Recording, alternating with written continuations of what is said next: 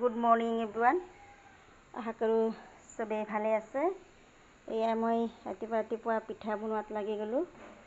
তাৰপিছত নাৰিকল, তিল আৰু গুড় দি গোটেইখিনি উপকৰণ একেলগে বেটাৰ বনাই পেলাই চাউলৰ গুড়ি বেটাৰ বনাই ভিতৰত দি পেলাই ভাপত দিছোঁ।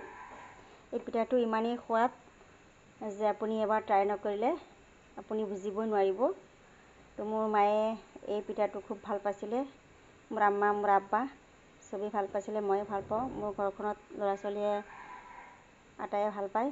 তো আজি অকণমান সময় পাইছোঁ, তো ভাবিলোঁ কেইটামান পিঠা বনাওঁ, তো আপোনালোকৰ লগত শ্বেয়াৰ কৰিলোঁ।